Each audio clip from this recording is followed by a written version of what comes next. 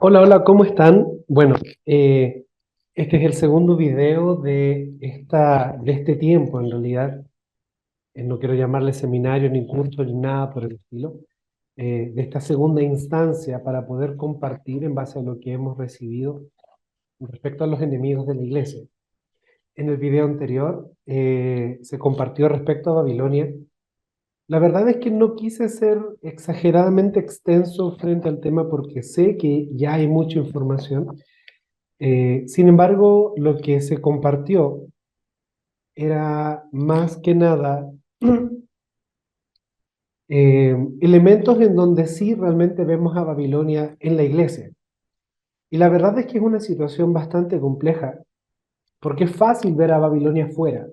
Es fácil estudiar, por ejemplo, Apocalipsis respecto a Babilonia, a la gran caída. Sin embargo, es necesario en este tiempo no solamente luchar y declarar, de hecho es algo que vamos a ver hoy, la caída de Babilonia, sino contribuir a ella, contribuir a su caída. Eh, y debemos ser lo suficientemente honestos con nosotros mismos y con el Señor de detectar a Babilonia en nuestra vida, en nuestras congregaciones y decidir. Yo sé que lo que se compartió la semana pasada no fue fácil. Algunas instancias fueron bastante fuertes, y puedo entender que en muchas cosas tú no estés de acuerdo, pero lamentablemente no puedo ablandarte la decisión, no puedo hacer más fácil para ti el detectar Babilonia, el traer luz a tu vida respecto a Babilonia. Y es ahí donde tú tienes que tomar la decisión de si efectivamente quieres renunciar a Babilonia en esa área o seguir rendido a ella. No es una decisión fácil, entiendo lo que puede significar para una persona o para un pastor, para un encargado de una congregación, el renunciar a la jerarquía, el renunciar no al servicio, no al ejercer un ministerio, sino a la jerarquía y al control que muchas veces y por muchos años se ha establecido en las iglesias. No quiere decir que las iglesias deben vivir en una anarquía, no, deben vivir en el reino de Cristo. Entonces es complejo y lo entiendo. Sin embargo, en esta oportunidad voy a compartir con ustedes, lo voy a compartir inmediatamente, eh, el segundo sistema espiritual que del cual hemos recibido información o hemos comprendido, hemos recibido revelación de cómo sigue funcionando. Y te voy a hacer un comentario que si bien es necesario que tú lo puedas tomar y lo puedas orar, no pretende ser decidor ni una revelación transformadora, pero que sí es algo que puede ayudarte a entender por qué Babilonia, Egipto, más adelante Grecia y Roma forman parte de estos sistemas espirituales. Babilonia es la madre ya de las rameras, es madre de las culturas, vimos en el video de Babilonia. Pero vamos a ver que las características de Egipto a nivel de cultura, lo que hicieron fue contaminar el espíritu de las culturas, el espíritu de las civilizaciones y nuestro espíritu. La Biblia en su palabra, la palabra del Señor, menciona que sí hay contaminación de espíritu y vamos a ver cómo Egipto contribuye fuertemente en esto. Grecia, por su parte, genera un daño enorme al alma, a nuestra alma. Y si lo vemos de esa manera, quizás podríamos entender que Roma genera una contaminación enorme, un daño enorme a nuestro cuerpo. Entonces ahí podríamos ver una contaminación cultural de espíritu, alma y cuerpo. Pero óralo, no te quedes con esto, óralo, ¿ya? No es algo preciso, sino que es simplemente una reflexión que hemos estado realizando en función de lo que pudimos recibir respecto a Egipto. Vamos entonces a Egipto. Sistema espiritual de Egipto como tal. Veamos un rapidísimo contexto cultural. Egipto como tal se establece como una cultura desde aproximadamente el año 3200 antes de Cristo hasta el año 31 antes de Cristo, finalizando gracias a las invasiones y las conquistas grecorromanas, ¿ya? Las mismas conquistas con las cuales convivió Cristo y los apóstoles, obviamente, en los años de su ministerio. Anteriormente era un grupo de asentamientos, de tribus, que estaban divididas y esparcidas a lo largo del delta del Nilo y de los sectores aledaños a este. Pero fue en el año 3100 aproximadamente, antes de Cristo, aparece, digamos, el primer faraón. Narmer se le denomina, y se le llama el primer faraón porque él fue quien históricamente se reconoce como el unificador de los reinos. Él establece un sistema cultural que genera que todos los diferentes asentamientos y culturas y tribus que estaban allí formasen parte, decidieran formar parte de un solo reinado único y mayor, siendo Narmer el primer líder. De ahí que se denomina el primer faraón unificador del reino, en lo que se denomina la dinastía 1. Hay una dinastía 0 que tiene que ver con la línea descendiente anterior a Narmer. Eso lo vamos a ver un poquito más adelante, brevemente. ¿Ya? Bueno, de hecho lo tengo ahí mismo, perdón. Él es sucesor de Horus Escorpio y Horus K. ¿Ya? Esos fueron padres y abuelos, algunos lo mencionan como la misma persona. Estamos hablando de 3100, 3200 años antes de Cristo, entonces obviamente la historia se vuelve un poco difusa a esas alturas, ¿ya? Pero no deja de ser interesante que los padres de Narmer presentan, o el padre o el abuelo, presenta el nombre de una entidad espiritual, Horus, una divinidad egipcia, y Escorpio, ya que no deja de ser interesante. ¿Por qué? Porque tanto a Narmer como a Horus o Escorpio también se le llama el rey escorpión, que no es el mismo de la película de La Roca, sino el verdadero rey escorpión. Entonces, si es así, vemos que en la palabra hay una referencia importante en Lucas 10, cuando vuelven los 70 y Jesús le da poder a sus discípulos y les dice, he aquí, yo veía a Satanás caer como del cielo, como un rayo, y dice, y les doy poder para hollar serpientes y escorpiones y sobre toda fuerza del enemigo y nada los va a dañar. Esta es la segunda vez que Jesús les da poder a sus discípulos, les da poder sobre todo el infierno, sobre todo el sistema infernal e inmunidad frente a él. Pero dice que nos da poder para hollar serpientes y escorpiones, no los animales, perdón, sino las entidades espirituales, obviamente, que representan estos animales. Y justamente, al primer faraón se le denomina el rey escorpión. ¿Ya? Lo dejo como algo para orar, meditar y reflexionar. Egipto en su origen fue llamada Kemet, que significa tierra negra.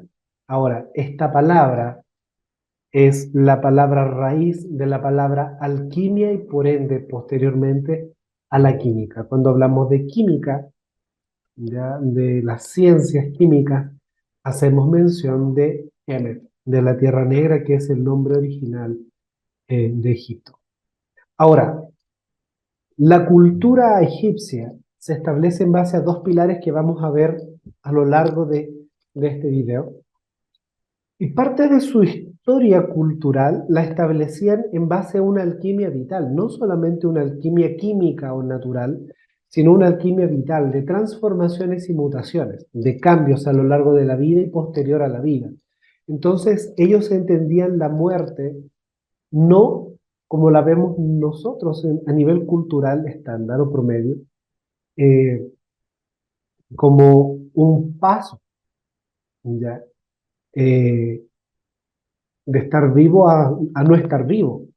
Lo que ellos hablaban que era una mutación o era más bien una transformación, una alquimia vital en donde lo que yo soy como ser vivo sufría una transformación al morir o ser aniquilado mis yoes, así lo mencionaban ellos, para mutar, alquimia, ser transformado en otro ser, en la otra vida, en el más allá. ¿Ya? Ahora, yo les mencionaba que Egipto estableció algunos pilares y ahí abajo los tenemos y los vamos a ver eh, complejamente a lo largo de la historia egipcia y también lamentablemente en la influencia que estos tienen en la cultura ahora, en este tiempo y más en la iglesia.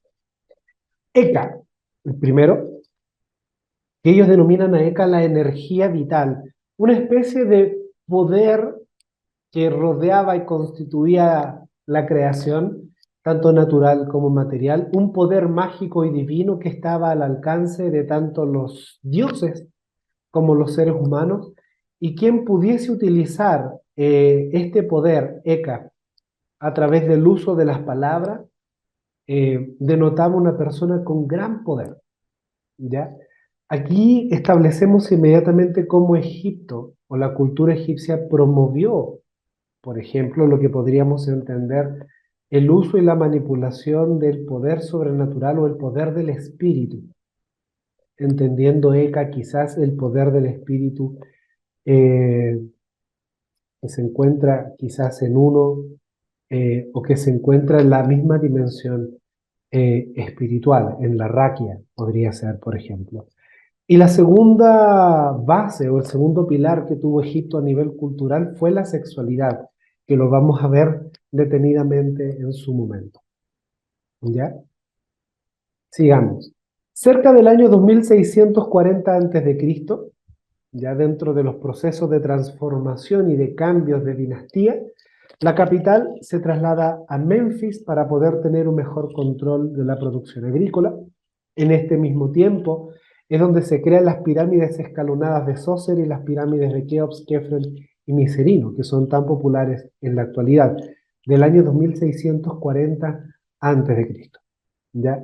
Como les mencionaba, la cultura estuvo tremendamente influida por una visión interesante de la sexualidad, partiendo por sus divinidades. ¿Por qué? Porque su dios principal, el dios Atum, como algunos lo denominan, o Atón, según el egiptólogo o estudioso de la historia egipcia antigua, mencionan que en un inicio solamente existía aguas primordiales y que dentro de estas aguas primordiales se autocrea este dios Atum, nace de la nada formándose a sí mismo y estando solo dentro y rodeado de las aguas primordiales, él a través de un acto de masturbación, su semen genera la aparición de los otros dioses, principalmente dos, su semilla produce divinidad y a partir de esto se empiezan a manifestar todo lo que es el panteón griego, ya el panteón de las divinidades griegas. Ahora, ¿por qué es importante esto? Porque ocurre algo interesante a nivel cultural. Porque una vez al año, el faraón, junto con sus principales eh, asesores, asistentes, hacía algo interesante, como un sistema ritual. A las orillas del Nilo lo que hacía era masturbarse públicamente, esperando que la semilla recayera en el Nilo como una forma de bendecir o de manifestar la transmisión de la semilla, lo mismo que hizo Atum, ¿ya? Para generar vida divina, de la manera que el faraón, al procurar que su semilla a través de la masturbación llegara al Nilo, era un acto ritual, entre comillas, profético, de que la misma representación divina del faraón traía vida al Nilo. Y por consiguiente, una vez que el faraón lo hacía, todos sus sacerdotes y seguidores se masturbaban en el Nilo procurando que su semen cayera en las aguas, como una forma de honrar también la acción de Faraón. Entonces ya empezamos a ver que eh, tanto Eka, este poder espiritual, como la sexualidad fueron tremendamente fuertes e importantes para Egipto. ¿Ya? Ahora, acá partimos con algo interesante. La paleta de Narmer y su relación con la diosa Hathor. Entendíamos que Narmer fue el primer faraón de Egipto. Y una de sus principales inscripciones que la encontraron completa, ya que esto era una especie de escudo, era un adorno que él tenía, que fue encontrada de él, muestra, por ejemplo, al lado izquierdo a Narmer, enfrente a el halcón símbolo de Ra, algunas divinidades, manifestando poder con animales fantásticos al lado derecho y abajo. Ya el dibujo no lo presenta, pero ustedes lo pueden buscar completo. Y ahí un poquito más abajo se ve un becerro, una especie de toro, posicionado sobre alguien, quizás matándolo, y los diferentes historiadores mencionan que esto representa el poder de Narmer. Ahora, ¿por qué es interesante esto? Por lo que está en la parte de arriba del reverso, ya, de ambas caras de esta paleta, de este pequeño escudo. Lo que se ve es un becerro, un toro. Toro, toro, toro, toro. Cuatro toros. ¿Por qué? Porque se da a entender que sobre Narmer estaba la diosa Hathor, o diosa Hathor, como muchos lo mencionan también. Y aquí es importantísimo entender de dónde viene esta diosa Hathor. Vamos a la siguiente, que fue en realidad una de las principales divinidades que tuvo Egipto y fue la principal divinidad femenina que tuvo esta civilización.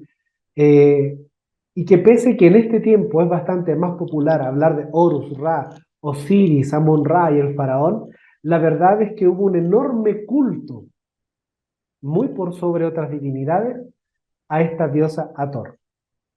¿Ya? ¿Quién era Hathor entonces? Para Egipto era la diosa de la fertilidad, de la sexualidad, la belleza y el amor. Ya vamos viendo algunas protoformas de algunas divinidades griegas, por ejemplo, que después se dividió. Pero ella dentro de la cultura o la mitología griega, ahí hay una representación que se representa como una mujer dadora de leche, por eso muestra uno de sus pechos afuera, ¿ya?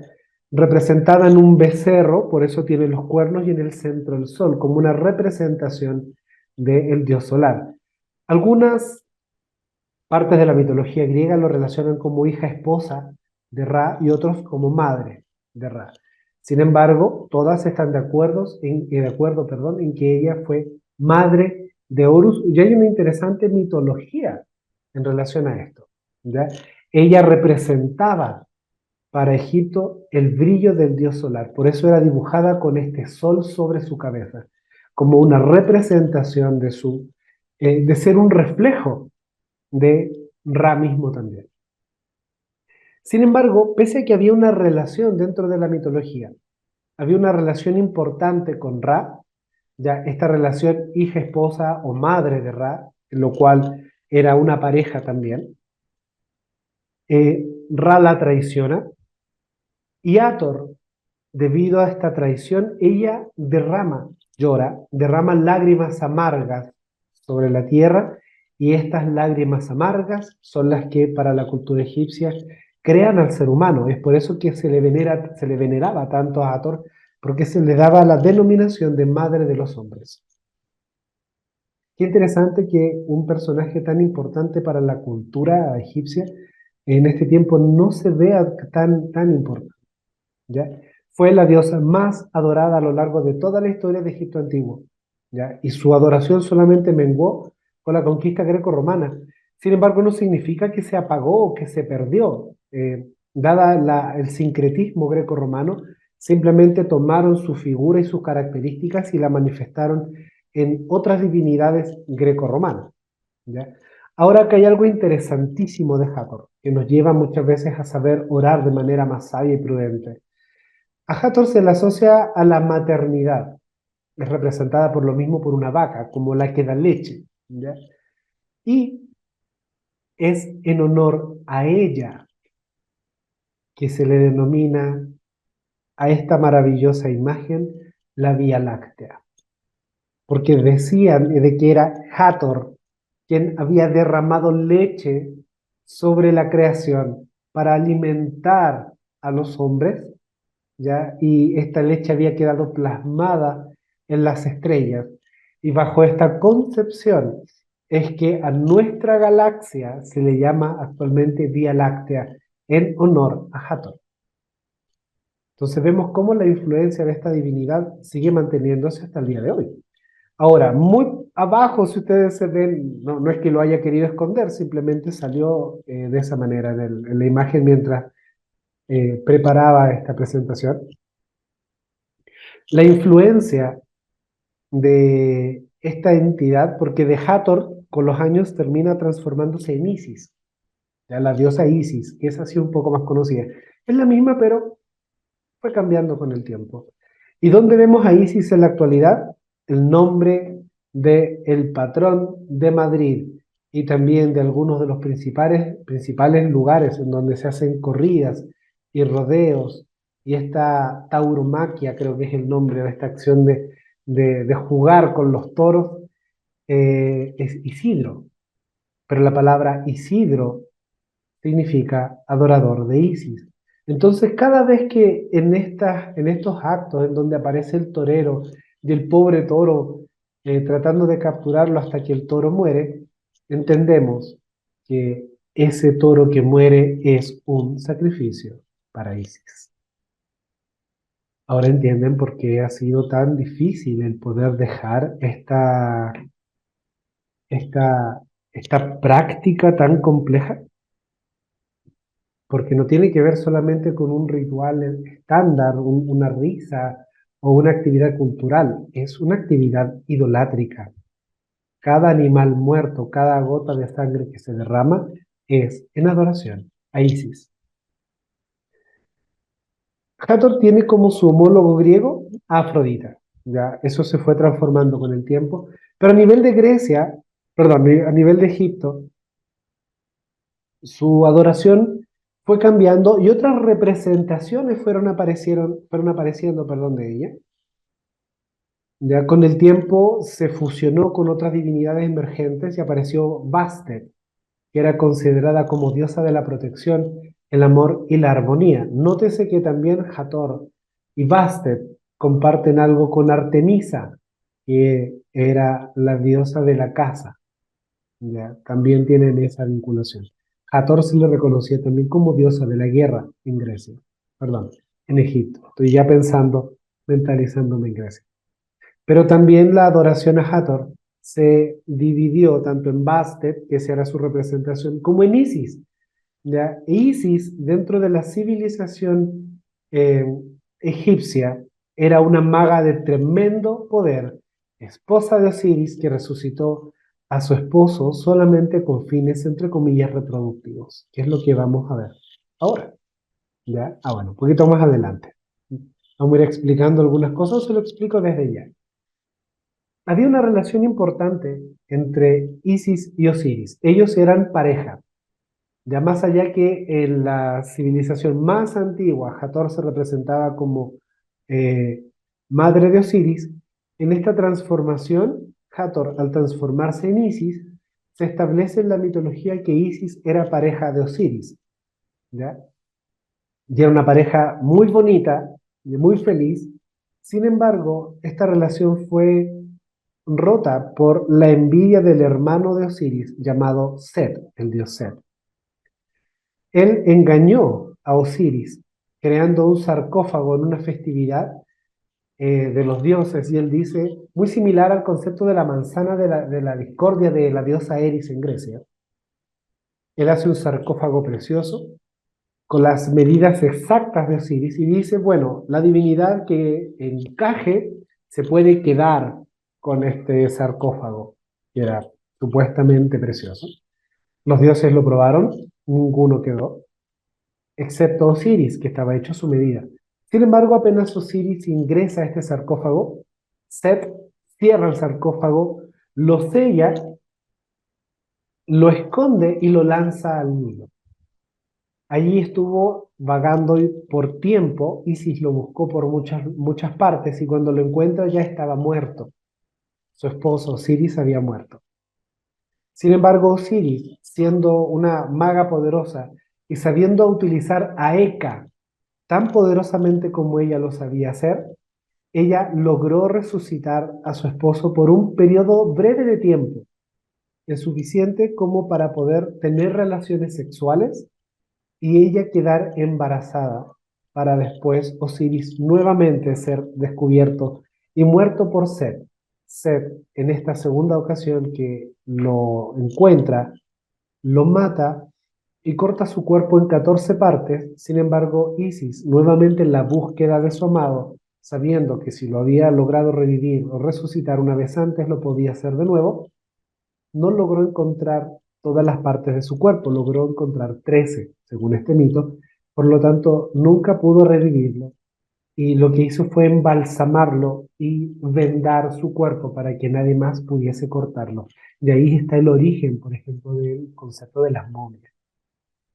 La parte que nunca se encontró de Osiris fue su pene. Isis nunca logró encontrarlo, según la mitología. Entonces ya vemos, fíjense bien, a Heka y la sexualidad juntas dentro del mito quizás más importante, uno de los mitos más importantes de Grecia. Entendiendo entonces este contexto que le estamos dando a la historia, quiero invitarles a que podamos analizar de qué manera este sistema egipcio, perdón, cómo este sistema egipcio está activo, influye sobre nuestras vidas y esclaviza a la iglesia. Estoy seguro que muchos van a decir, no, pero es que esto es lo mismo que Babilonia. Sí, es muy similar a Babilonia en muchos aspectos, pero cada uno de estos sistemas se especializó en algo, que si bien la raíz y madre sigue siendo Babilonia, eh, el Señor estableció juicio, por ejemplo, para Egipcio, para el espíritu de Egipto de manera particular. Por lo tanto, son enemigos específicos para vencer. Son hijos de Babilonia con características similares a su madre, pero con algunas singularidades específicas. Vamos viendo entonces los primeros frutos de Egipto. Es evidente que el primer símbolo de Egipto, la primera forma en que se manifiesta sobre los hijos de Dios y sobre el mundo, es a través de la esclavitud. En Éxodo 1, del 13 al 14, encontramos esto. Y los egipcios hicieron servir a los hijos de Israel con dureza, y amargaron su vida con dura servidumbre, en hacer barro y ladrillo. Fíjense bien, los que vieron el video de Babilonia, recuerdan lo importante que era el ladrillo para Babilonia y lo que significa el ladrillo para el sistema babilónico, la búsqueda de que todos sean uno, quitando aquello que te hace diferente delante del Señor, quitando la multiforme de su gracia en tu vida, haciéndote un número y algo más. Un esclavo no necesita nombre, un esclavo no necesita ser diferente, necesita obedecer. Y si hace lo que yo le mando, cumple. Y si no, lo elimino y me consigo otro esclavo que haga lo mismo. ¿Ya? Entonces, eso es lo que busca la esclavitud. No que seas especial, sino que hagas lo que se te pide y seas del montón. Dice, y en toda labor del campo y en todo su servicio al cual nos obligaban con rigor. Ahora, la cultura egipcia o el sistema espiritual de Egipto, lo que hace dentro de nuestras vidas es establecer faraones, ¿ya? Establece una servidumbre sobre la vida de las personas, los hace esclavos en un sistema. Es por eso que oramos muchas veces, Señor, yo quiero que tú seas, no sé, mi piso financiero. Señor, yo quiero depender de ti, pero tienes miedo de perder tu trabajo. Tienes miedo de quedarte sin sueldo. Y ahí vemos cómo somos buenos para decir algo, pero que es como añorar una libertad que Egipto no nos permite tener. Somos esclavos al tiempo, somos esclavos a las pasiones, somos esclavos a nuestras necesidades emocionales, somos esclavos a tantas cosas que es difícil realmente decir, soy libre. Y nos encanta ese versículo que dice que somos libres en Cristo, que en Cristo hay libertad y levantamos las manos y saltamos y danzamos de las congregaciones. Pero déjame decirte que esa libertad también la tienen las personas del mundo cuando saltan, bailan y se divierten en los carnavales a sus dioses o en una discoteca. Esa libertad que tú proclamas que tienes no es la libertad que Cristo quiere dar. ¿De qué te sirve en un culto? Saltar, danzar, y danzar el tan popular remolineando que nos encanta a todos. Si el otro día vives siendo esclavo de Egipto o de un faraón que tiene atada tu vida, que tiene restringida tu vida, hacer lo que puedes y lo que te permite faraón. Entonces la esclavitud es evidente. Vivimos lamentablemente con esto. Cuando decimos, por ejemplo, voy a ir, decimos siempre, si Dios quiere, es nuestra frase popular, es un cliché ante la ambigüedad, porque no sabemos cuál es la voluntad de Dios, y eso es terrible, nos falta mucha comunión. Pero muchas veces decimos, no voy a ir porque no tengo dinero.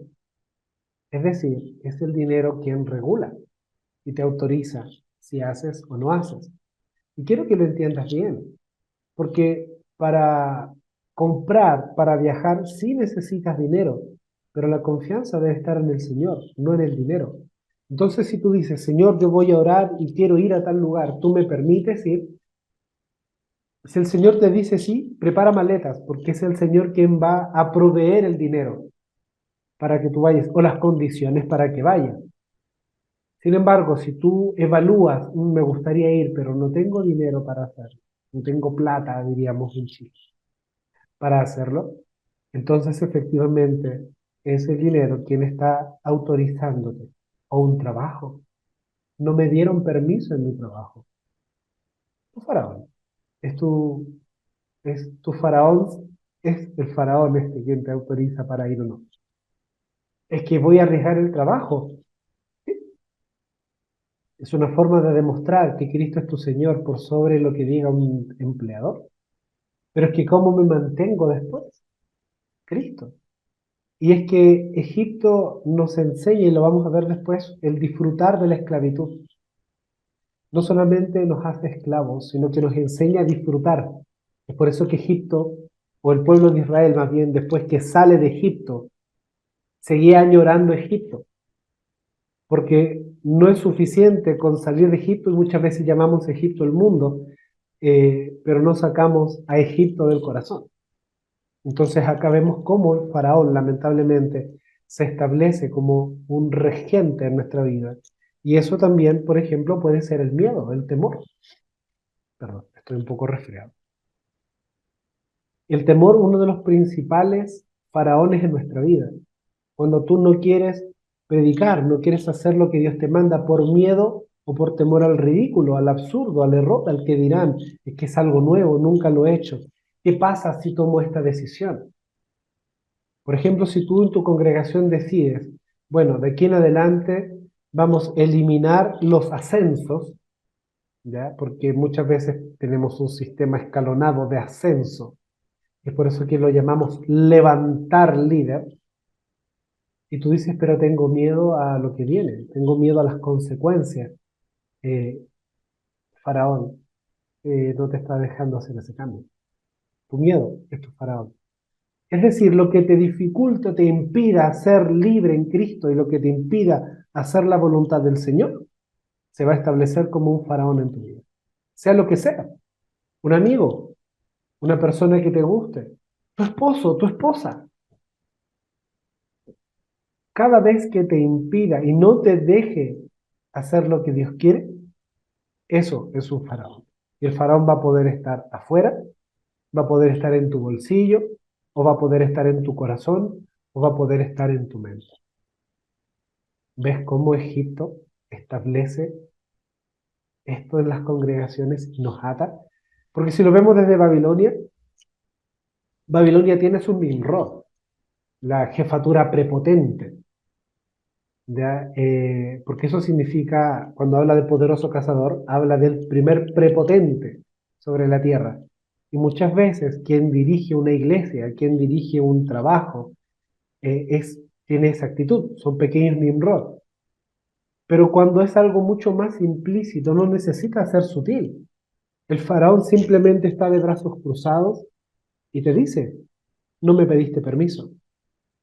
No necesita ser prepotente, se establece como una autoridad sobre ti y que te puede permitir o no permitir hacer algo. Pero no lo haces porque Dios quiere, lo hace porque el faraón te lo permitió. Es complejo entender esto. porque eso nos lleva a entender que muchas cosas en nuestra vida son realmente nuestros faraones. Pero la esclavitud tiene diferentes consecuencias. Consecuencia uno de la esclavitud es la destrucción de propósitos. Egipto destruyó propósitos. Ocupemos el mismo versículo y basémonos también en Éxodo un poquito más adelante, Éxodo 1:22.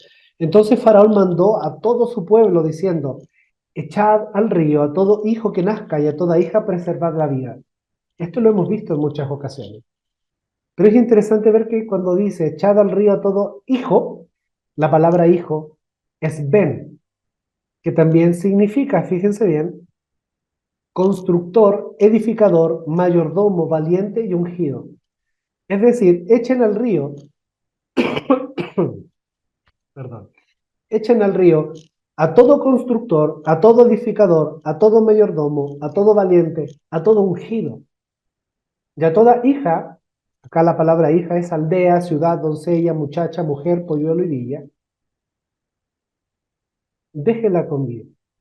O sea, para Faraón, para Egipto, no es un problema que tú construyas algo, una aldea, una ciudad, o que seas un polluelo, no es un problema que estés allí.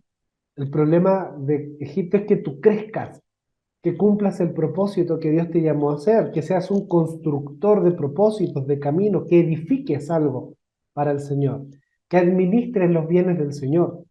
Eso es lo que no quiere, eso es lo que busca matar. Entonces acá entendemos que si no mueres de mano de Egipto porque quiere matar a los edificadores y constructores, a reformadores, por ejemplo, aquellos que hacen cambios, entonces te va a ser esclavo. Si no logra matarte, te va a quitar el llamado, va a tratar de quitar lo que te hace único y te hace diferente, va a imponer sobre ti una carga que te impida hacer otra cosa que estar preocupado día a día de cómo subsistir, de cómo salir adelante, de cómo cumplir, pero nunca de mirar al cielo y ver yo tengo un Dios grande y tengo un propósito en la eternidad. Entonces, Egipto, al destruir tus propósitos, no le importa que tú estés allí, porque eres un número más. Eres la típica persona que entra en una congregación y pasa toda su vida sentado en una silla, no descubrió dones, no descubrió talentos, no ganó un alma sobre su vida, fue simplemente toda su vida un número más. Ni siquiera entendió su propósito. ¿Por qué? Porque estuvo toda su vida siendo esclava de Egipto. Tienes un propósito enorme, es Egipto el que no quiere que tú lo cumplas. Es por eso que Dios, cuando envía a Moisés, inmediatamente aparece esto: echen al río a los hijos. Menos mal que las parteras fueron sabias y Dios bendijo a las parteras para que más antiguamente no mataran a los hijos, a los varones de Israel, y es por eso que se multiplicaron.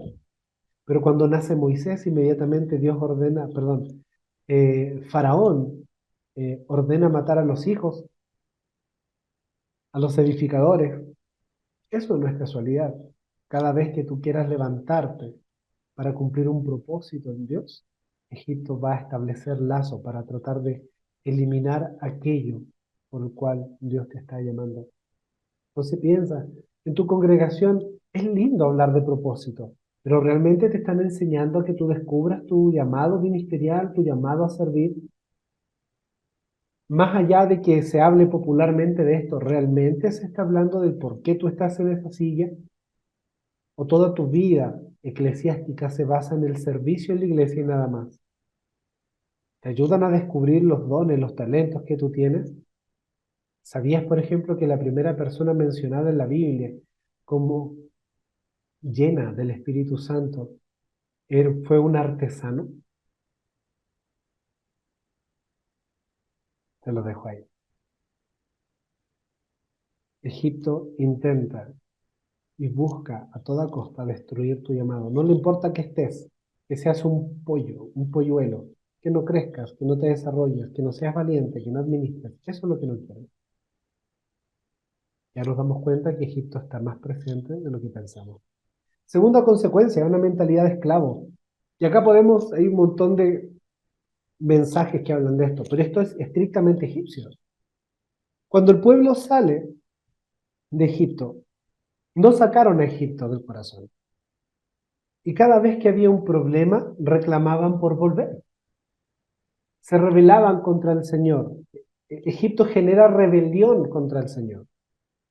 Entonces dice, gritó y dio voces, el pueblo lloró aquella noche y se quejaban contra Moisés y contra Aarón, todos los hijos de Israel, y les dijo toda la multitud, ojalá muriéramos en la tierra de Egipto o en este desierto, ojalá muriéramos.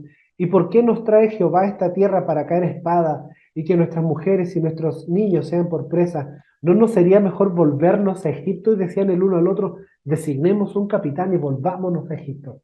Esta fue una de las muchas quejas. La primera queja fue a los 3 días. Llevaban 3 días recién en el desierto y empezaron a quejarse. ¿No, no acaso teníamos comida en destajo en Egipto? ¿No acaso por lo menos teníamos un sepulcro en donde podíamos morir? Mira dónde nos trae Dios. La mentalidad de esclavo lo que hace es que al tú no alcanzar o no entender el propósito de Dios para tu vida, te vuelvas un ser pasivo, reclamón y quejoso. No tienes nada que hacer, no tienes propósito, no tienes sentido de ir a la iglesia, no tienes sentido de estar en el servicio. Por lo tanto, ¿qué haces si no tienes nada que hacer? Ocio. Miras a los demás, ya, observas de mala manera el chisme, porque no sabes de qué manera Dios va a ocupar tu boca, descuidas el uso de tu boca. Entonces te inmiscuyes en las vidas de los demás, hablas mal de los demás. ¿Por qué? Porque no hay propósito. Tu mentalidad de esclavo te impide hacer otra cosa porque no sabes hacer otra cosa que hacer solo lo que se te manda. Y eso genera inutilidad. Ahora fíjate bien lo que menciona el número. Dice, designemos un capitán y volvámonos a Egipto. O sea, ni siquiera para volver por su cuenta eran capaces de decir, no, saben, yo tomo mi familia y me devuelvo. No, dentro de ellos designemos un capitán y como que prácticamente esta persona nos lleve de vuelta. Su mentalidad de esclavo estaba tan establecida que no eran capaces ni siquiera de ser libres para devolverse.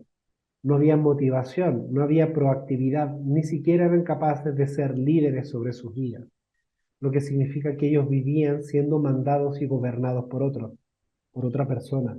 No había voluntad en ellos, no había decisión, no había autonomía, no eran personas autónomas.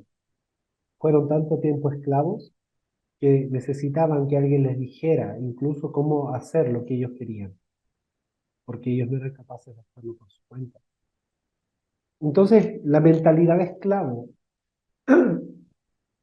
ha dañado tanto a la iglesia en este tiempo, porque te esfuerzas, por ejemplo, solamente en subsistir, nunca en poseer. El pueblo de Israel en Egipto, perdón, cuando salió de Egipto, tuvo luchas, tuvo que pelear, pero nunca fue una lucha para ganar un territorio y decir esto es mío. Eran luchas solamente por subsistencia. Iban pasando por un pueblo, salían a la guerra, Amalek, por lo que recuerdo fue el primer pueblo, ganaron y siguieron, pedían permiso para pasar por otras tierras, no los dejaban, iban a luchar. Un grupito después que llegan por primera vez a Canaán, eh, ellos por su propia cuenta, desobedeciendo la indicación del Señor, después de los 12 espías, no dice que los 10 espías que dijeron que no se podía conquistar la tierra murieron por plaga. Pero cuando Dios ordena que la entrada va a ser años después, un grupo dice, no, estamos acá cerca, crucemos. Todos ellos murieron. Ellos no sabían pelear, no sabían el esfuerzo, entre comillas, de lo que es propio, porque nada de ellos era propio. Siendo esclavos no tenían nada. Egipto se los daba todo, pero hasta sus vidas eran de Egipto.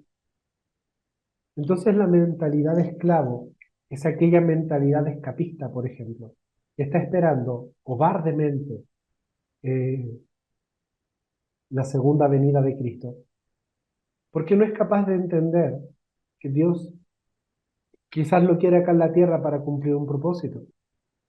Por ejemplo, yo soy psicólogo de profesión y tengo una especialidad en sexología. Yo sé dónde Dios me mandó. Y estoy trabajando en eso, para traer luz en el mundo de la sexualidad, tanto dentro de la iglesia como fuera. Entonces, cuando yo no sé cuál es mi territorio, qué es lo que yo debo conquistar, pierdo el tiempo. No tengo capacidad de poseer, que no sé. La mentalidad de esclavo simplemente te hace pelear para subsistir.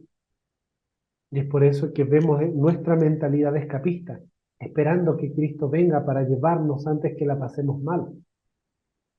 Porque nos han enseñado el evangelio cobarde. No digo eso. Con esto no digo que Cristo viene antes, después. Yo creo que Cristo viene, punto. Pero creo que para mí Cristo viene después de que todos los enemigos del Señor se han puesto por estrado de sus pies. Eso es lo que dice Hebreo. Si es antes, maravilloso. Si es a la mitad, maravilloso. Si es después, maravilloso. Yo quiero que Él vuelva, pero quiero que Él vuelva por haber cumplido lo que el Señor mandó. Entonces mi meta está en eso. Mi objetivo está en eso. ¿Y qué hago? Lucho para poseer, para entregar, para conquistar la sexualidad, por ejemplo, para traer luz y revelación al área de la sexualidad dentro del reino del Señor. El Señor me permitió escribir un libro hace un tiempo sobre el diseño de la sexualidad. El Señor nos está moviendo en eso. Pero la mentalidad de esclavo es una mentalidad limitada. Va, asiste a la iglesia, no gana, no conquista, no tiene mérito, no tiene logro, no tiene lucha, no tiene nada que poseer. Cuando el Señor en Apocalipsis creo que dice, y arrojan coronas delante de él los ancianos, yo me imagino a las generaciones y generaciones lanzando sus coronas, sus victorias. Una mentalidad de esclavo no tiene. No tiene coronas que lanzar porque no es señor de nada. No tiene terrenos que poseer porque no ha ganado nada, no sabe ganar, no sabe luchar. Para la mentalidad de esclavo es una constante queja, un constante temor de fallar, pero no de conquistar. No es una mentalidad de decir, hoy voy a vivir en santidad, hoy voy a ganar para mi vida, para el Señor, el área o el terreno, por ejemplo, del carácter, de mi boca, voy a refrenarlo, una victoria. No, es una mentalidad, no, sufre, aguanta, pero no lucha. Entonces es una mentalidad, si se fijan, también resistente al cambio. Nunca estaban conformes. Los sacaron de Egipto, no querían estar en Egipto. Reclamaron porque les cambiaron las condiciones. Después, cuando salen de Egipto, reclaman porque no había agua. Les dan agua, ya cansan de eso. El Señor les da maná, se cansan del maná. Es decir, resistían cualquier cambio. No estaban dispuestos a hacer nada. Déjeme como están, pero también era una constante queja y negativismo eterno.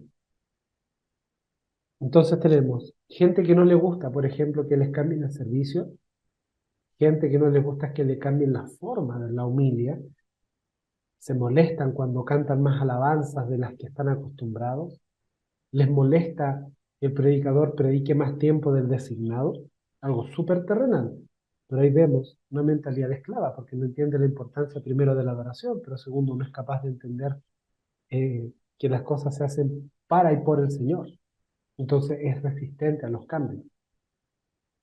Se siente cómodo donde está, prefiere estar allí, que es el lugar que conoce y sabe cómo funciona, que enfrentarse a un escenario nuevo, que no va a saber cómo enfrentarlo.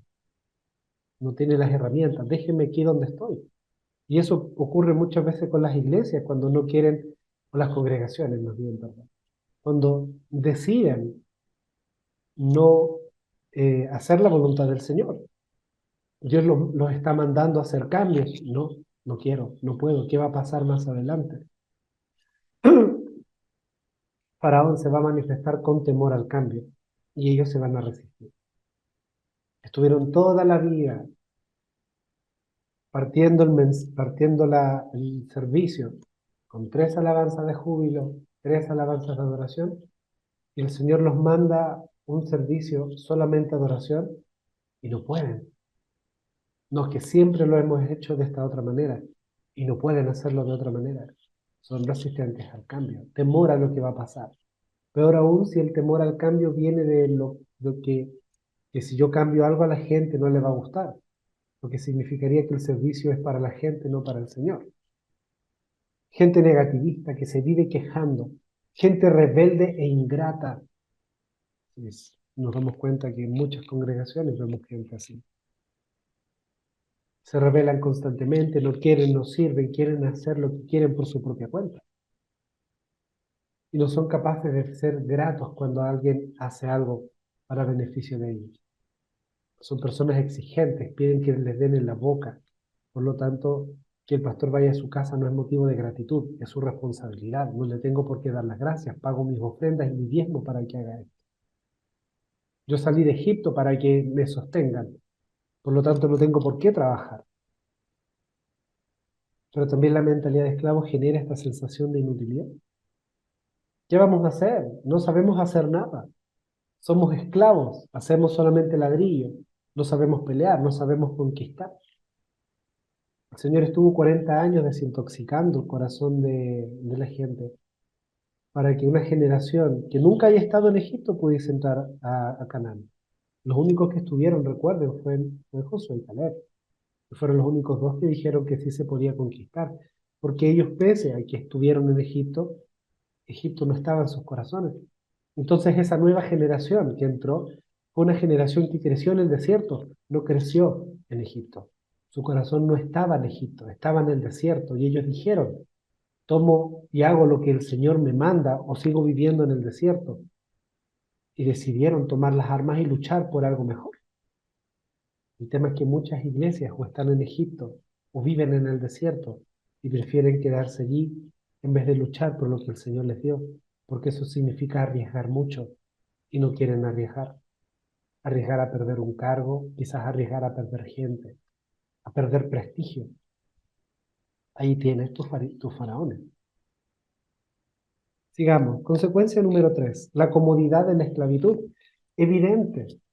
No quieres hacer cambios, no quieres esforzarte. Muy similar a esta resistencia al cambio. En Éxodo 14, la gente se queja. ¿No había sepulcros en Egipto que nos ha sacado para que muramos en el desierto? Déjanos servir a los egipcios. Porque mejor nos fuera servir a los egipcios que morir nosotros en el desierto.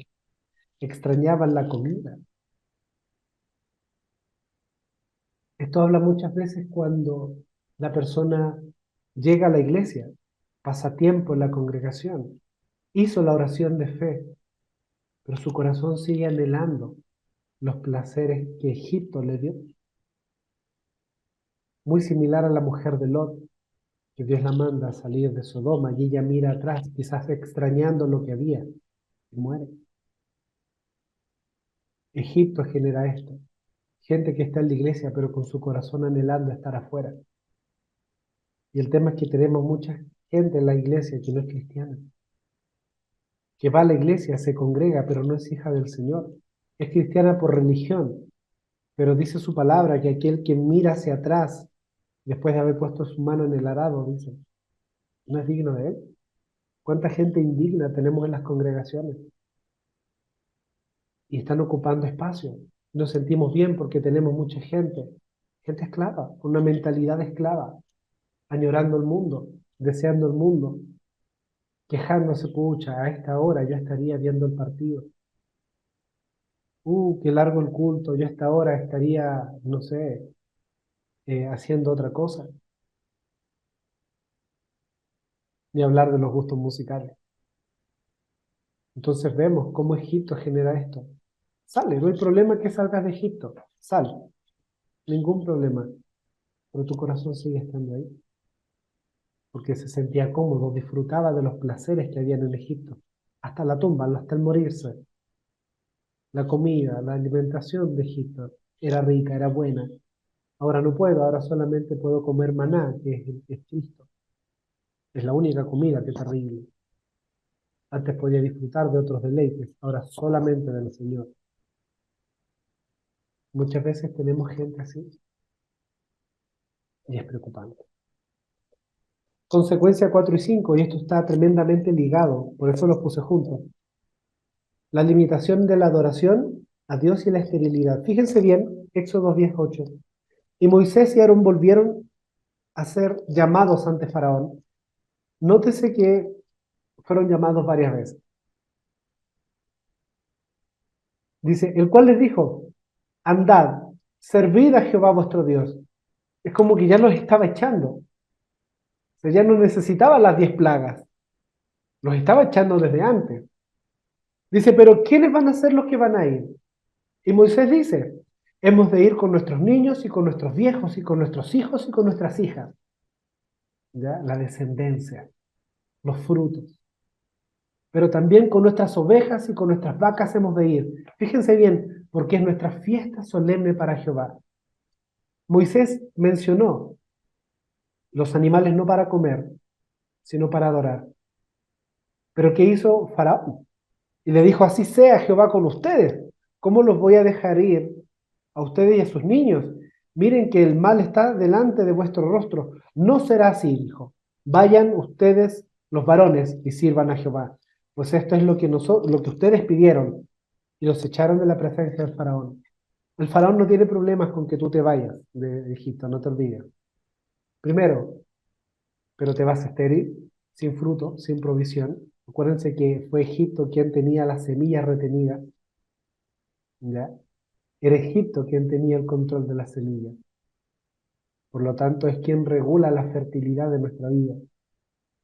Muchas veces nos roba la prosperidad y acá te quiere quitar la descendencia. Entonces no es un problema que tú salgas del mundo solo, pero no salgas con tus hijos. Un atentado contra mi casa yo serviremos a Jehová. Pero no solamente eso, ándate, pero déjame todo aquello que era digno de adorar en tu vida. Entonces te quiere quitar tus primicias, por ejemplo, tu primer amor, tu primera relación, todas tus primeras cosas. Egipto se las quiere quedar. De manera que no tengas nada que ofrecer al Señor, porque todo lo ofreciste a Egipto. Sin embargo, esto cambia un poco más adelante en otra plaga. Entonces Faraón hizo llamar a Moisés y dijo, id, sirvan a Jehová. Nótese bien el matiz de colores, servicio. Solamente queden vuestras ovejas y vuestras vacas. Vayan también vuestros niños y vosotros. Ya, váyanse con sus familias, pero no vayan con las ovejas y las vacas. Y Moisés respondió, tú también, nótese el motivo, tú también nos darás sacrificios y holocaustos para que sacrifiquemos para Jehová nuestro Dios. Ya sabían que los animales no eran para comer, eran para adoración. Nuestros ganados irán también con nosotros. No quedará ni una pezuña, porque de ellos hemos de tomar para servir a Jehová nuestro Dios. Y no sabemos con qué hemos de servir a Jehová hasta que lleguemos allá.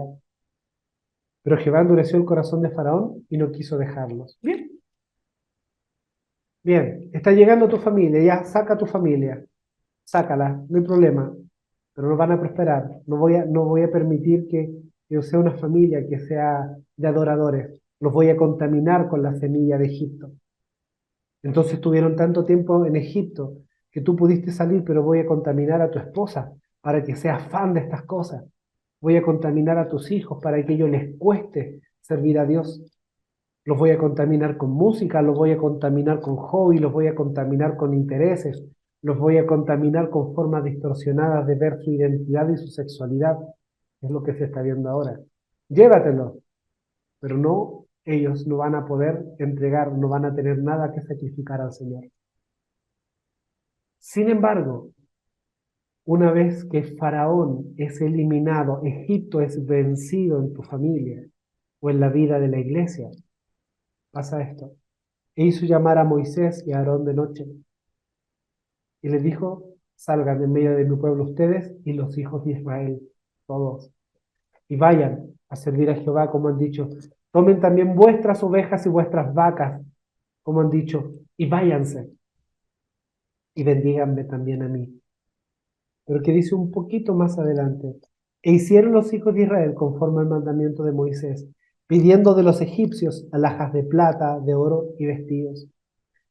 Cuando efectivamente Egipto sale, o tú sales de Egipto y tu familia logra salir completa, completa y sus corazones también de Egipto, no solamente tu familia realmente puedes decir, mi familia y yo serviremos a Jehová, sino que se transforma genuinamente en adoración. Es más, Faraón, Egipto te entrega bendición, te bendice alhajas de plata, oro y vestidos. Egipto te devuelve, te compensa por la esclavitud que te dio. Solamente cuando tú sales de Egipto. Cuando no, tu vida va a estar limitada en el crecimiento y en la adoración. Vas a poder cantar, pero sin sacrificio. Vas a hacer algo, pero no de manera sacrificial. Vas a tener actividades en tu congregación, pero no van a ser olor fragante porque no hay sacrificio hasta que salgas de Egipto. Y acá entramos quizá en el ala final de este tiempo, pero no menos complejo. Isaías 19:3 establece juicio contra Egipto. Y dice, y el espíritu de Egipto se desvanecerá en medio de él y destruirá su consejo, destruiré su consejo. Y preguntarán a sus imágenes, a sus hechiceros, a sus evocadores y a sus adivinos. Medité mucho y busqué mucho al Señor respecto a por qué el consejo, porque otras traducciones hablan de manera positiva. Pero cuando veo que consejo significa planes, prudencia, aconsejar, acuerdo, consejo, designio y propósito, y entiendo que estamos hablando de Egipto, que Egipto destruye los propósitos, da a entender que esta palabra busca o indica que el Espíritu del Señor, al juzgar y destruir Egipto en tu vida, va a destruir el plan de inutilidad que Egipto ha trazado sobre tu vida. Por eso otras traducciones, si ves abajo, dice, pero yo frustraré sus planes. ¿Qué plan tiene Egipto para ti? Que siga siendo ladrillo, que siga siendo esclavo, que siga siendo un número, una persona esclava sin propósito, sin sentido en la vida, una persona sin visión, una persona quejosa, quéjate toda la vida sin lograr absolutamente nada. El Señor va a destruir ese plan cuando tú sales de Egipto, cuando tú buscas al Espíritu Santo y le pides, Señor, quebranta al espíritu de Egipto sobre mi vida, que se desvanezca. Quiero ser libre, ayúdame a salir, a romper el lazo con Egipto. Yo frustraré sus planes, dice la Biblia al día. La castellana, yo anularé sus planes. La versión latinoamericana, confundiré sus planes. La versión del oso, destruiré su consejo. La Dios habla hoy, la versión católica, muy buena. Haré fracasar sus planes y la MN, yo desharé sus planes. El plan de Egipto es una vida vana e inútil, sin frutos, sin logro, sin propósito, porque en Egipto no creces, no avanzas, no progresas, no te desarrollas para nada. Eres un mero esclavo toda la vida. Pero cuando sales de Egipto, tienes la posibilidad de alcanzarlo. El tema es que Egipto te permite salir, pero te impide entrar a la tierra prometida. Te mantiene ahí. Entonces, ahí vives en el desierto. En el desierto no siembras, no cosechas porque es desierto. Entonces hay ocasiones en que nuestra vida o incluso la iglesia está en Egipto y otras veces está en el desierto. Logró salir de Egipto, pero no ha sacado Egipto del corazón. Está en el desierto. Y para entrar a Canaán no puede estar Egipto en tu corazón. Tienes que ser capaz de decir, yo no quiero más arena, Señor, no quiero más maná, quiero tomar la espada y luchar por aquello que tú me diste. Dice su palabra que cuando el pueblo decide cruzar, el maná cesó para siempre. El maná no volvió a salir. ¿Qué significa esto? Que ya deja de ser un polluelo, que te den comida en la boca. Ahora Dios te hace crecer y te dice, te di fuerza, te di herramientas, te di talento, te di dones para que tú puedas conquistar la tierra que Cristo te dio. ¿Estás dispuesto a que el Señor destruya los planes y el consejo de Egipto sobre tu vida? Saca a Egipto de tu vida. saca a Egipto de tu congregación. Y no es fácil porque es estar dispuesto a dejar aquello que te da seguridad y comodidad para hacer lo que Dios quiere. Y dice, preguntarán a sus imágenes. Qué interesante que la palabra acá imagen también se traduce como a sus vanidades, a lo vano, a aquello que no tiene fruto. Está todo ligado. Egipto tenía un sistema de idolatría tremendamente rico. Eran idólatras por excelencia. Cualquier cosa, animales, río, por eso hasta las divinidades tenían algunas mezclas con seres, eran animales antropomórficos, animales y humanos, porque adoraban prácticamente todo. Amplió la idolatría babilónica. Incluso la idolatría la mezcló con la sexualidad, que lo vamos a ver un poco más adelante. Éxodo 12:12.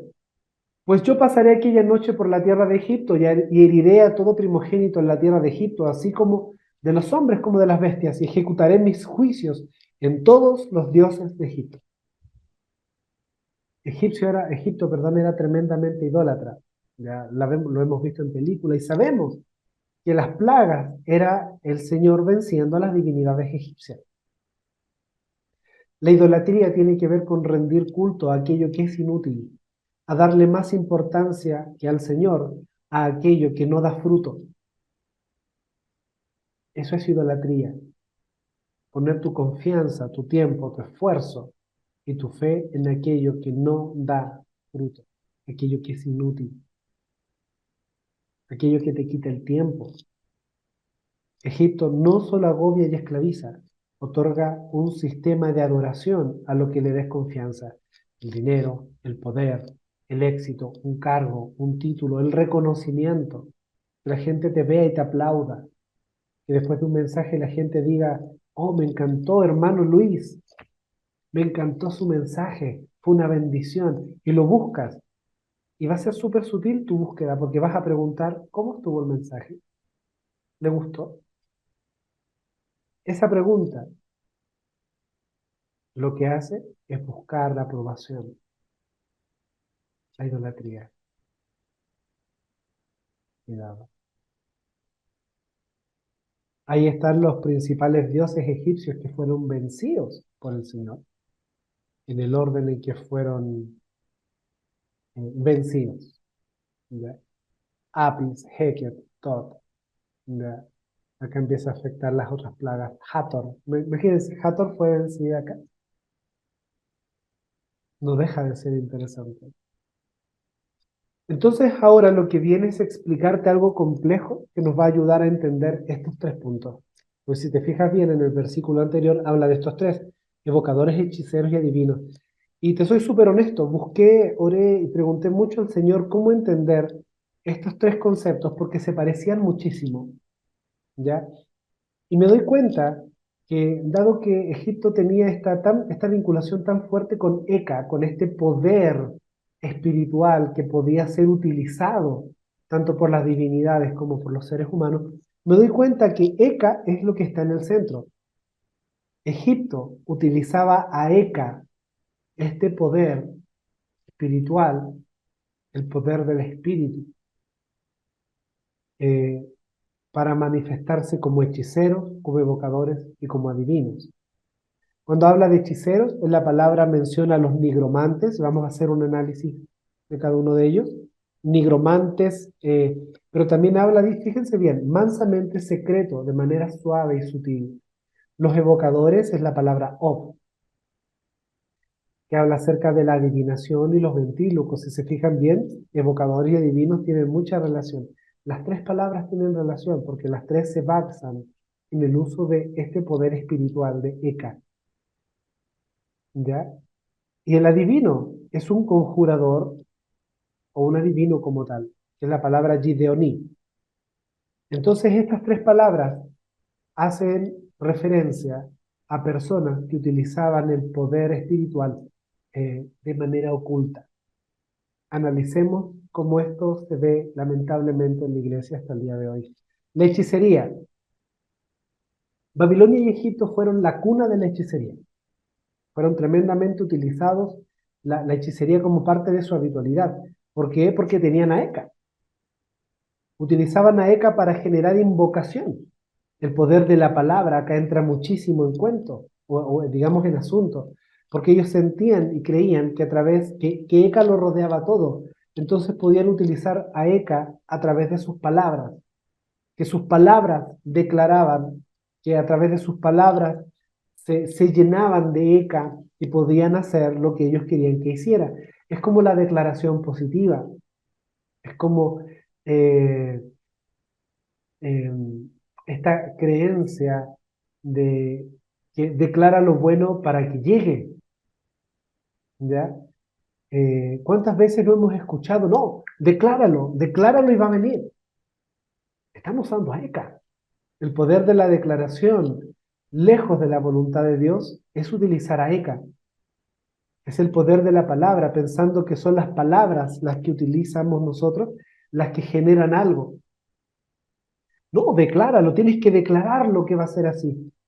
No, cuando tú lo declaras, vas a hacer una declaración desde tu alma, no estás utilizando la fe en Cristo, porque Cristo no ha dicho nada para que tú lo digas. Ya lo vamos a ver. Cuando nace de ti, estás usando la hechicería, aeka. Esto obviamente se vincula al misticismo, se vincula al esoterismo, se vincula a que si yo hago esto, consigo esto. Por ejemplo, Cristo sanó a alguien escupiéndole en la boca. Entonces, si yo pienso que es el escupirle en la boca la que genera un efecto y no la dirección y la voluntad de Dios, yo eso lo tomo como un ritual y al practicarlo, quito la fe en Cristo, pongo la fe en esto y le doy poder a través de decir, no, yo ejerzo poder a través de esto. Hechicería, incluso algo que puede ser bíblico y cristiano, cuando mi corazón no está alineado al Señor, puede ser hechicería. Ya que vemos algo importantísimo, porque yo les mencionaba recién respecto al concepto del decreto. Y muchas veces decimos, no, es que la Biblia nos dice que hay que decretar. Sí y no. El problema lo tenemos en la traducción de la Reina Valera, que la palabra amar en el Antiguo Testamento no la traduce como decretar, la traduce como decir. Y el ejemplo más clásico lo vemos acá en Ezequiel en el Valle de los Huesos Secos. Dice, y me dijo, nótese bien que hay dos colores, dos mensajes, dos palabras a destacar. Y me dijo, hijo de hombre, ¿vivirán estos huesos? Y dije, Señor Jehová, tú lo sabes. Me dijo entonces, profetiza a estos huesos y diles, huesos secos, oíd palabra de Jehová. Así ha dicho Jehová el Señor a estos huesos. He aquí yo hago entrar espíritu, esto lo sabemos. Más adelante dice, profeticé, pues como me fue mandado, y hubo un ruido mientras yo profetizaba. Los que están en color amarillo, los dijo, es la palabra amar, y dentro de sus múltiples definiciones está declarar, decir, desear, mandar, dar una orden, ordenar, proclamar y proferir. Amados, la declaración es bíblica, la ves acá, pero la declaración bíblica no es aquella que nace de tu corazón, sino aquella que el Señor te dice que declares. Cambiémoslo. Y me declaró, hijo de hombre, ¿vivirán estos huesos? Y yo declaré, Señor Jehová, tú lo sabes. Y me declaró, profetiza sobre estos huesos y declara. Profetizar una cosa, declarar otra. El diseño de la declaración del decreto es yo oigo lo que Dios me dice que yo diga y lo digo, lo decreto porque Dios me declaró o me decretó que lo decretó. Toda declaración que no tiene ese diseño es hechicería, porque estoy utilizando el poder de mi palabra, pensando que mi palabra, camuflada en declaración, tiene el poder para generar algo. Estoy usando AECA, es hechicería. Y ahí entra también muchas veces, por ejemplo, la manipulación. También se relaciona con el hablar sutil, por ejemplo. La palabra utilizada acá como hechicero también significa, no solamente en el Strong, en otros diccionarios, moverse con suavidad, encantamiento suave. Por lo tanto, la hechicería también es cuando la manipulación sale de nuestra boca de manera sutil o discreta. Son hechiceras aquellas personas que manipulan desde la sutileza, desde la sombra, desde el victimismo, desde aquello que es callado. Y al Señor me dijo, pastor, quiero hablar con usted. El Señor me dijo, la sutileza. Los falsos profetas y el espíritu de Jezabel y Pitón trabajan desde la hechicería. El uso de conjuros o rituales bíblicos. Ponte la armadura, la armadura de Dios todos los días como una declaración. Hechicería, estoy confiando en la declaración. La armadura de Dios no se pone a través de una declaración, se vive, porque la armadura de Dios es Cristo. Y debo estar vestido de Cristo. No es una declaración. Si yo me visto la armadura todos los días en la mañana, ¿en qué momento me la saco? Que tengo que ponérmela todos los días. No, declara esto. Y si se hace un rito, declara que te va a ir bien. Otra cosa es creer en fe, pero mi fe está en Cristo. Cuando mi fe está en las palabras, estoy practicando hechicería. Otras traducciones lo hablan como agorero. Un agorero, según la castellana, es un proclamador de futuros y desagradables males. De ahí viene la palabra pájaro de mal agüero, muy común en Roma. ¿Ya? La declaración negativa. Brujos lo llama la Jeremías 1976 y la Dios habla hoy. De los espíritus de los muertos, la Biblia al día y lenguaje latinoamericana, perdón. Y hechiceros, la Nácar Colunga, la Reina Valera de 60, la Biblia textual cuarta edición. ¿Ves hechicería en tu iglesia? ¿En tu boca? ¿Cuántas veces has actuado utilizando a ECA? Vamos a la otra. Los evocadores. En Egipto la adivinación y la nigromancia eran tremendamente comunes. ¿Por qué? Porque utilizaban a ECA para tener contacto con los muertos. Ellos tienen su libro de los muertos. Entonces la invocación era parte de sus rituales. El uso de ECA para intentar torcer efectivamente y claramente los designios y la voluntad de Dios. En este caso, los evocadores se parecen muchísimo a la hechicería, porque también es manipulatoria, pero en este caso es abierta, es la manipulación pública. El Señor me dice que tú, o cuando decimos, alguien dice, se para el púlpito, el Señor me dice que hay alguien enfermo esta noche. Por Dios, yo estoy resfriado. El Señor me dice que alguien está pasando por problemas. Ese el Señor me dice tan ambiguo. Es un evocador, es un conjurador, es un manipulador público. Está tratando de influir a través de las palabras, de una palabra que parece ser ciencia, pero es una hechicería abierta, es una manipulación abierta, son evocadores. Cuidado con esas personas que te dicen lo que tú quieres escuchar, aquellos que te manipulan en lo público, en lo abierto. Cuidado con esas personas que se victimizan para lograr cosas, manipulación abierta. Ciertamente los evocadores también se relacionan con la nigromancia, con el intento de controlar aquello que está muerto, que es penado por la ley, perdón, es penado por la palabra del Señor como un pecado capital, digno de la muerte. Pero en lo práctico, ¿ves? ¿Cuántas veces le damos el micrófono a alguien que va a profetizar y termina evocando? Si no es preciso, es ambiguo, es para cualquier persona. Como se dice en Chile, el que le caiga el poncho, que se lo ponga. Eso es una evocación. Dios me dice que alguien está en pecado esta noche, partiendo por quien predica. Que hoy alguien cayó en pecado,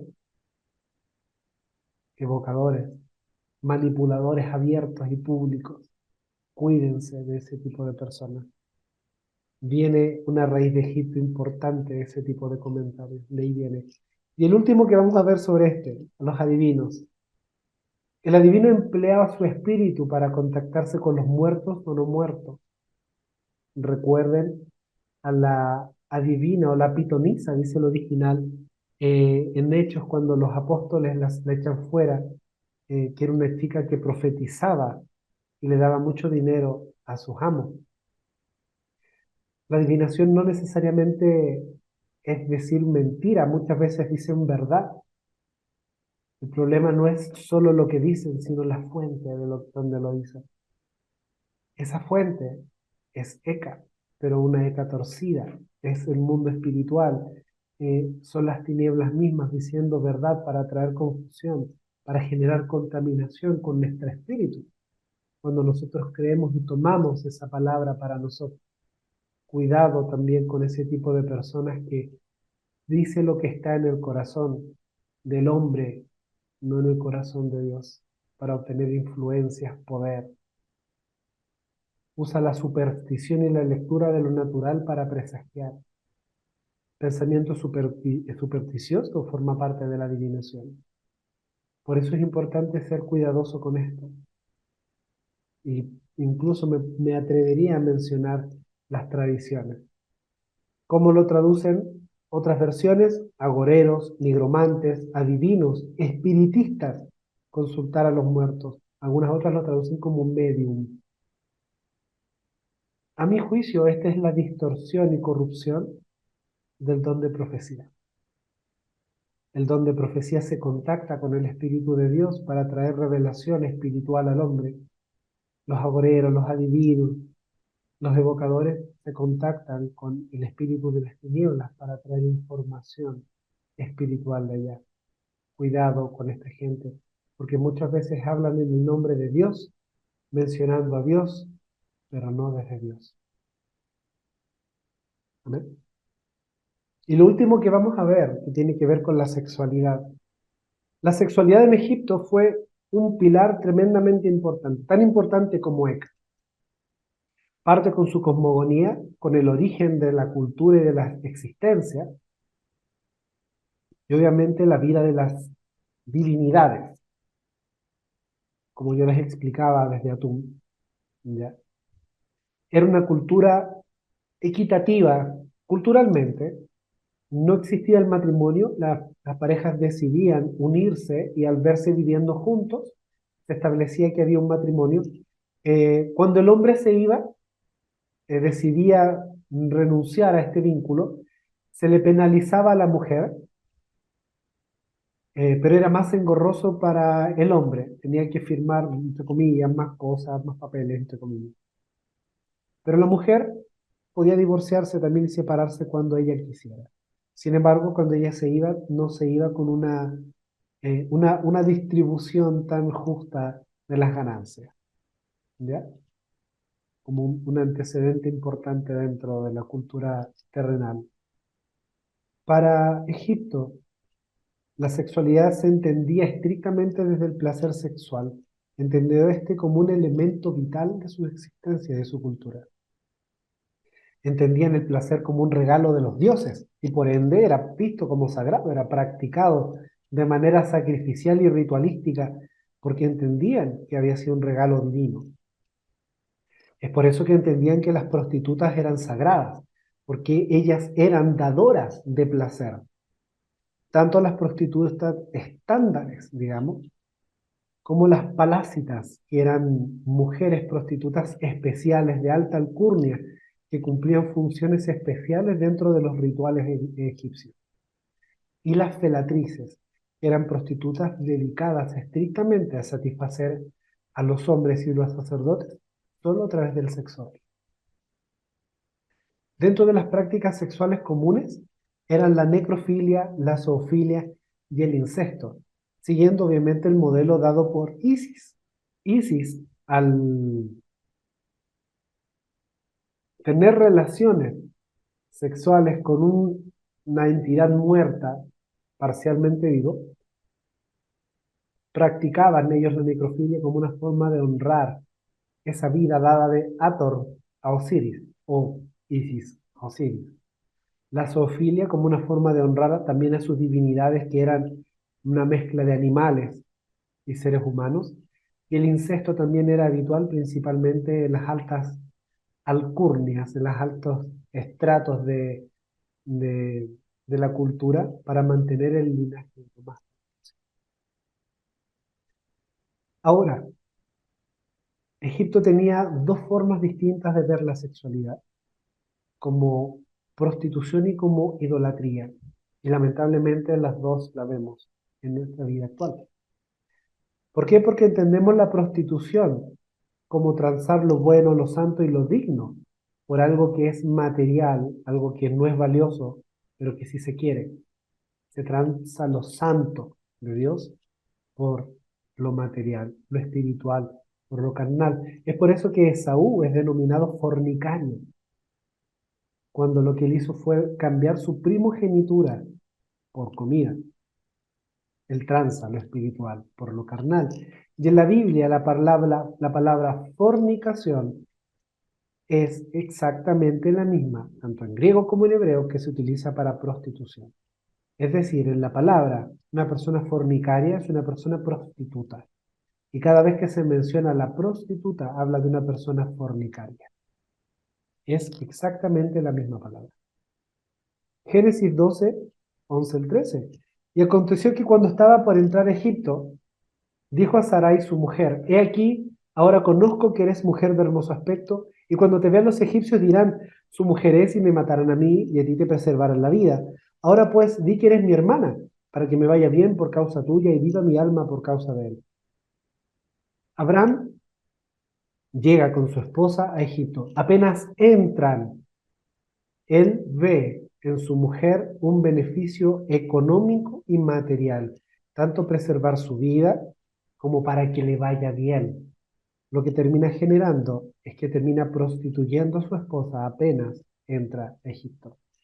Entre Egipto y la sexualidad torcida de Egipto lo engloba, impulsándolo a que prostituya a su esposa. Lo mismo le pasa a Pablo cuando veamos Grecia, a Pablo en Grecia, dado que Grecia tenía un énfasis tan grande en la discusión, en el debate. Pablo se ve rodeado de este espíritu y en vez de predicar, discutía. Y Roma, que encarcela, apenas pone un pie en Roma, es encarcelado. Esos son los mantos que establecen las civilizaciones o estos sistemas espirituales. Abraham ingresa a Egipto, Egipto distorsiona la sexualidad, generando e impulsando que prostituya a su esposa con beneficios personales. Entonces, bueno, acá hay un pequeño error que venía de la imagen anterior. No se preocupen por esto. Entonces, ¿qué vemos acá, por ejemplo, en el anterior, para redondearlo bien y que no quede tan abierto? ¿Cuántas veces en nuestra vida espiritual nosotros fornicamos con la televisión, fornicamos con el fútbol y nos perdemos la bendición de ir a la iglesia por el disfrute de una película o el disfrute de un partido de fútbol, o la pereza, o incluso el trabajo? Debemos reconocer que Egipto en esta área tiene muchísimo que decir, porque muchas veces nuestra sexualidad está prostituida, tanto nuestra sexualidad espiritual en cuanto a nuestra comunión con Dios, como también la sexualidad natural, aquella que es capaz de corromper al ser humano para obtener placer. Pero también está la idolátrica. El Levítico 17:7 dice, y nunca más sacrificarán sus sacrificios a los demonios, tras los cuales han fornicado. Sacrificio a demonios es fornicación. Porque la palabra de Dios, idolatría también es fornicación. Entonces la sexualidad en Egipto era vista de manera idolátrica porque entendían que al ser el placer dado por los dioses y las mujeres vistas como sagradas por este placer, muchas de las prácticas sexuales que ellos tenían eran estrictamente ritos idolátricos. orgías sexuales en donde era el sexo y el placer una ofrenda de adoración, era una ofrenda a sus divinidades, era sexo sacrificial. Es por eso que las prostitutas eran las que otorgaban este placer y eran vistas como sagradas. Entonces, cuando el sexo es quien dirige nuestro comportamiento, la pornografía, la masturbación con su mención especial a, a su relación con Egipto, y este actúa solamente como la satisfacción de nuestros placeres y actuamos en función del sexo, establecemos relaciones a través del sexo, establecemos relaciones de pareja solamente por el placer emocional o el placer sexual, más que emocional. Vemos que Egipto está dominando, porque el sexo siendo un regalo del Señor debe ser honroso, pero no debe ser quien tome las decisiones. Hace años tenía un amigo que él decía que él, antes de establecerse en una relación de pareja formal o de casarse, él debía tener relaciones sexuales con esta persona, con su pareja. Porque decía así, si no era bueno para tener relaciones sexuales, ¿para qué? Es decir, el placer sexual obtenido en esa relación sexual era un indicador para él, si establecía una relación de pareja. No la voluntad de Dios. Bueno, esta persona no era cristiana, pero eso era su forma de pensar. Cuando nosotros le damos al sexo un lugar de importancia en el cual decide nuestros gustos, nuestros intereses, eh, nuestra búsqueda de Dios, estamos idolatrando. Utilizamos el placer como idolatría en vez de que sea el Señor nuestro placer. Entonces terminamos ofreciendo sacrificios materiales o inmateriales al sexo. No significa que el sexo deba despreciarse. Significa que el sexo debe tener el lugar que tiene, el lugar de honra, pero sometido a la voluntad de Dios. Ser usado como una forma preciosa de disfrute en pareja, no necesariamente como el pilar de la relación, y menos que rija nuestra vida de manera absoluta, porque así vivía Egipto. ¿Cuánto de esto está viviendo la iglesia? Nuestros niños o la gente adulta, viviendo aún en una sexualidad torcida, con prostitución, con fornicación, con adulterio, prostituyéndose en la congregación. ¿Cuánto nos falta ser libres ahora de Egipto? Y con esto terminamos el video de Egipto. Sé que es largo, espero que sea de bendición. Óralo, ora todo lo que estoy compartiendo. Analícenlo como familia, analícenlo como congregación y nos vemos la próxima semana para ver a Grecia. Sé enormemente bendecido. Adiós.